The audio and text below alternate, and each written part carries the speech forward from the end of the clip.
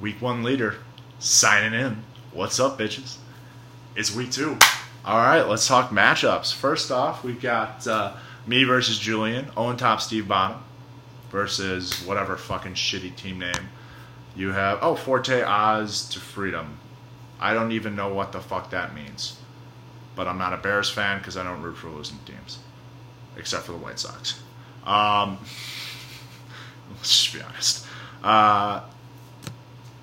I have something to say to Julian, but I'm going to save that for the end to make you guys watch the whole video.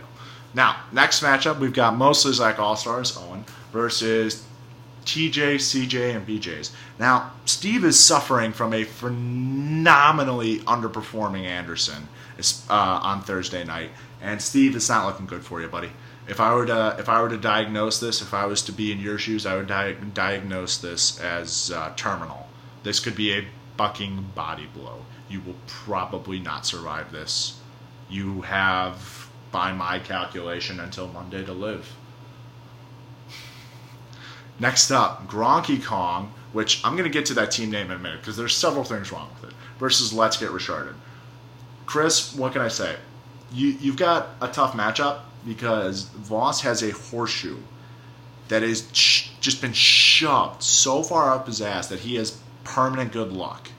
And here's how I know it's up his ass. Because the hookers that Voss uses and that he gives to me, they say his weekly rim job is the worst fucking part of their week because his asshole tastes like metal. That's how inserted and just deep that lucky horseshoe is. Unfortunately, what the problem is, you could be beating Voss by 45 fucking points with only Sunday Night Football to go, and somehow Voss will pull out a win. So, best of luck to you, buddy. Alright, next up we have Joe Buck Yourself, an improvement of Callie's team names of past, but Callie, I think you can do better, versus, hands down, I think we can all agree, the best team name of the entire league right now, Adrian Beatason versus Brad. Brad has already put forth a strong performance and is projected to beat Callie, if for no other reason than Callie has not started a fucking flex. There are 2 days to go, Callie. There's no absentee ownership in this league. So take your lips, pussy, or asshole off Alex's cock and finish setting your fucking lineup. Get it done. Lastly, we've got Casey versus Corey. I have nothing to say about this one because I could give less than 2 fucks. The way my fantasy season goes, I either, I'm in a couple of leagues. I know, and I'm not supposed to say that, but fuck you, we're all in a couple of leagues. The way my fantasy season goes is I either go fucking down the tubes or I ride it out and I'm first or second place. So, I either get to call people wildly mediocre or I get to say their wildly mediocre was a lot better than mine. Now, Corey and Casey, you put forth wildly mediocre performances last season, and it looks like you're striving to do so again, if I may say so. Now, I can't really trash talk on that because last season I think I started off pretty strong and then just completely bent over and got fucked in the ass worse than, I don't know, pick an event. Worse than Poland in 1939. There we go.